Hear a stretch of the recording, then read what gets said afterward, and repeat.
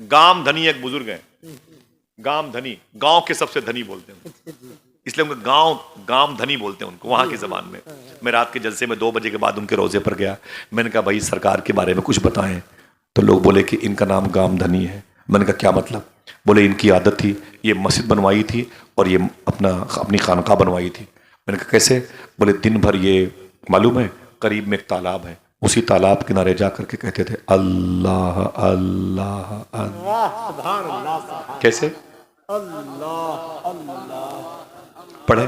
اللہ اللہ اللہ۔ گاؤں کے لوگ بولے ہم دن بھر یہ اسی تالاب کنارے اللہ اللہ، بولے بولے بولے برکت کے لیے۔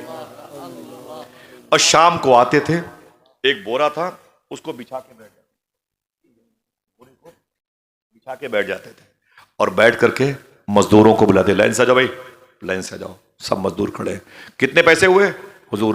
مزدوری کے 5 روپے ہوئے۔ اسی بورے کے نیچے سے ہاتھ ڈال کے اور 5 روپے نکال کے پکڑو نکلو، دوسرے کو میں مستری کتنے پیسے ہوئے؟ صاحب 5 روپے۔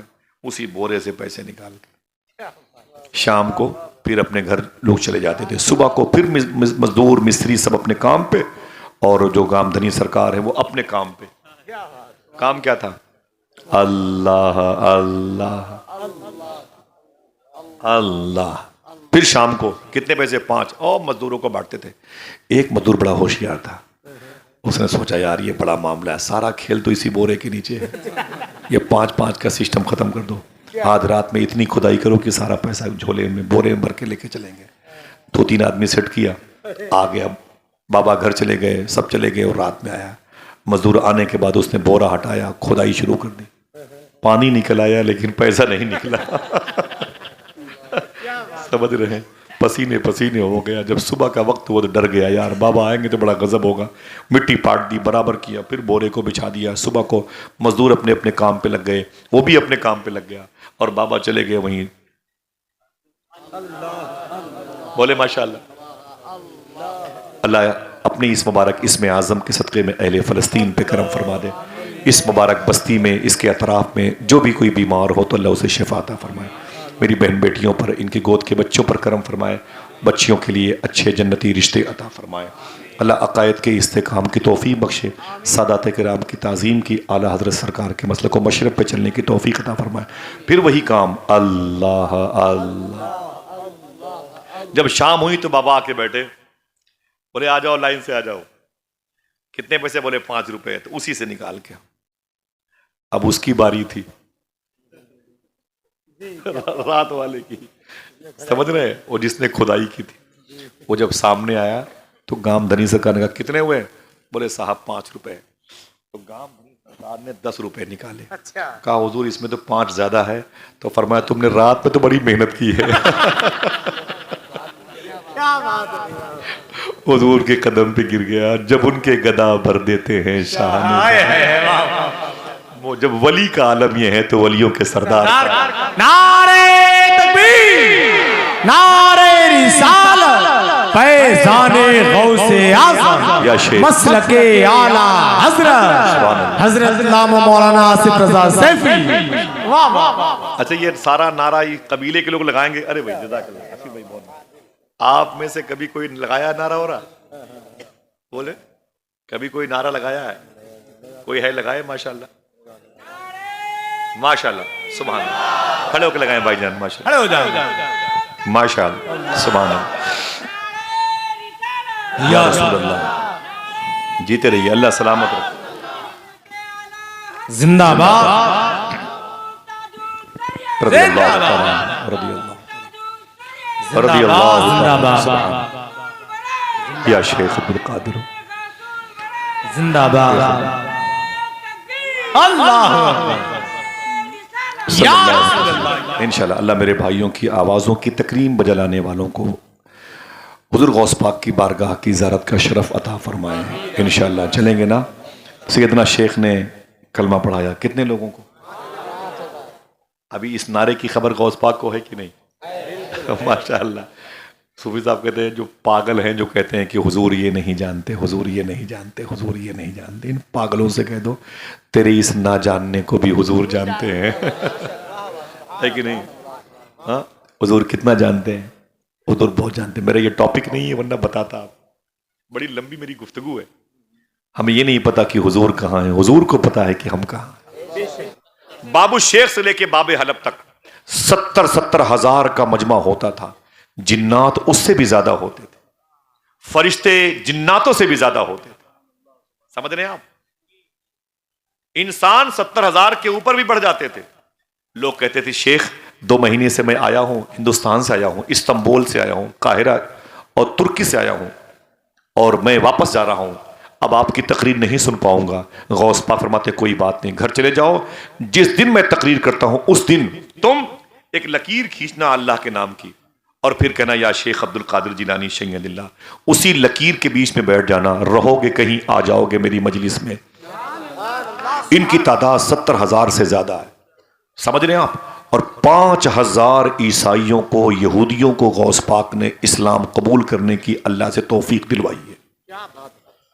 کاش آپ کے دل میں یہ بات لگ جاتی. 5 لوگوں کو ہم نے وضو کا طریقہ نہ بتا پائے. ہمارے پاس اگر کوئی نمازی بیٹھتا ہے تو بے نمازی ہو جاتا ہے. ہمارے پاس اگر کوئی حلال خور بیٹھتا ہے تو وہ حرام خور ہو جاتا ہے. ہمارے بچے یہ تو 10-12 سال کے جب چاہتے ہیں بھاگ جاتے ہیں، 15 سال کے. کل انہی بچوں کو ہندو بھائیوں کی عورتیں اپنے محلے میں لے کے جاتی تھی، ان کے پیروں کو دھل کر کے اپنے گھر کی دیواروں پہ چھڑک دیتی تھی. یہ حضور کی امت کے بچے ہیں، ان کے پیروں کے دھون سے میرے گھر کی بیماریاں دور ہو جائیں گی. آج مسلمانوں کے 20 سال کے بچے پھٹی ہوئی پینٹ پہن کے جب ہندو بھائیوں کی گلیوں سے گزرتے ہیں تو مائیں اپنی بچیوں سے کہتی ہیں بیٹی اندر چلی جا، جسم کے لٹیرے ٹہل رہے ہیں. سمجھ رہے ہیں آپ؟ لڑکیوں کی آوارگی کا عالم یہ ہے. میں پروف تو ابھی اکیلے میں دے سکتا ہوں. لڑکی کی شادی ہو کے سسرال چلی گئی اور 3 مہینے ہوئے تھے سسرال میں رہتے ہوئے کہ شراب کی دکان سے بیئر کی بوتل خرید رہی تھی. سمجھ رہے تھے آپ؟ ہم کیا یہاں کپل شرما کی ڈرامے سنائیں گے؟ آپ بیٹھیں گے. سمجھ رہے ہیں آپ؟ جب غوث پاک کی بات ہے سنیں سیدنا شیخ کی تعلیمات کا اثر.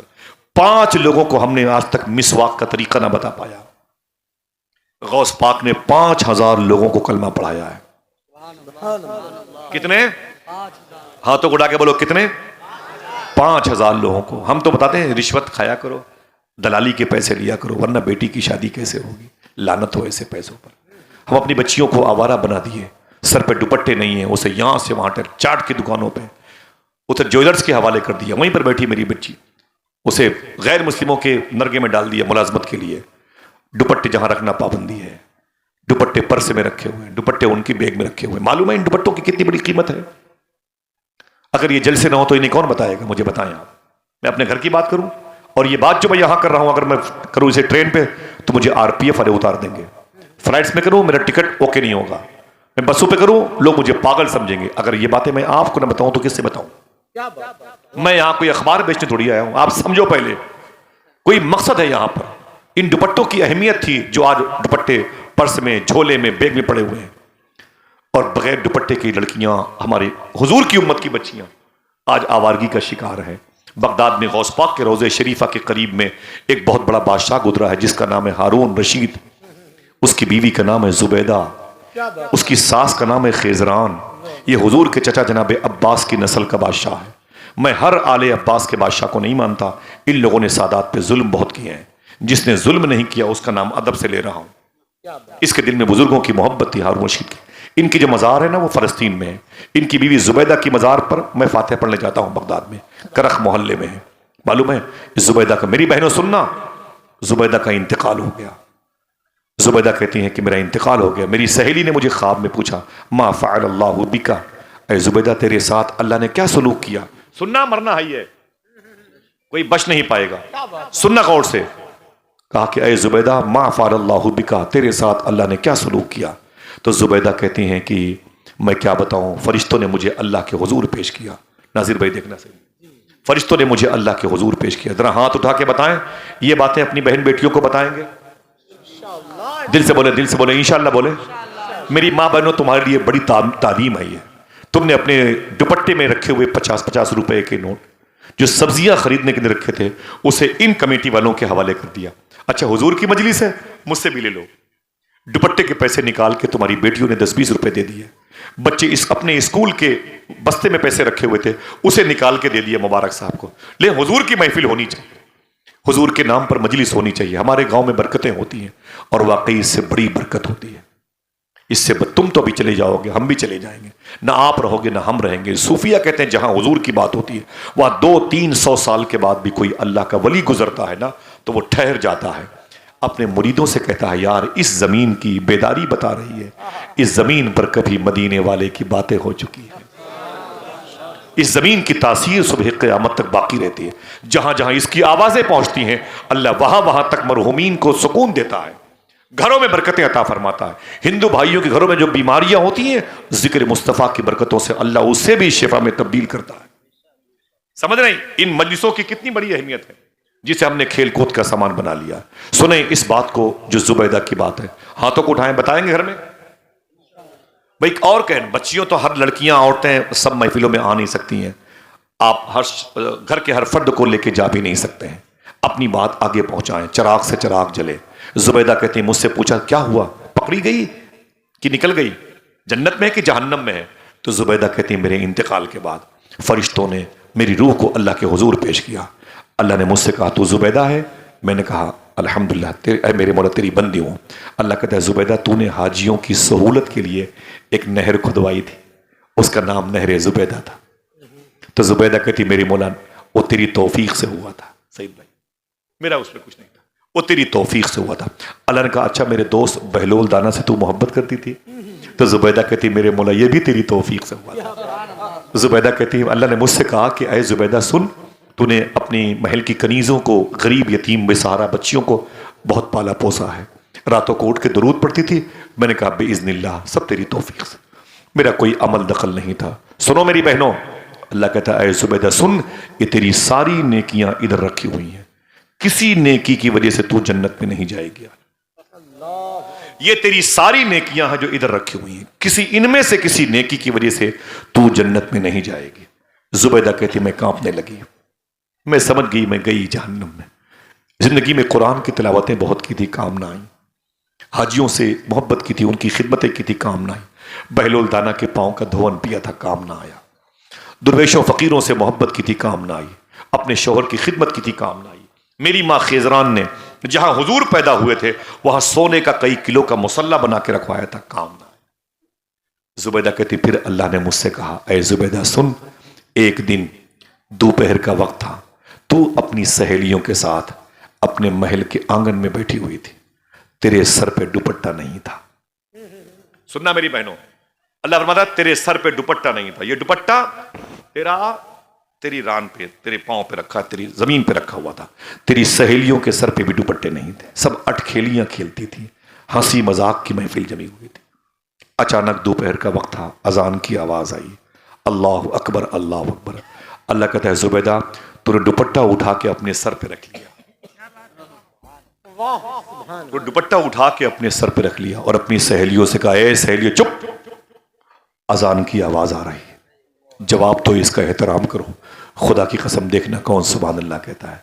अल्लाह कहता है ऐ जुबैदा यही तेरी नेकी है जो आज तुझे जन्नत में लेके जाएगी। या अल्लाह अल्लाह, खुदा की कसम जरा हाथ उठा के बताएं कितनी बड़ी नेमत है अल्लाह की।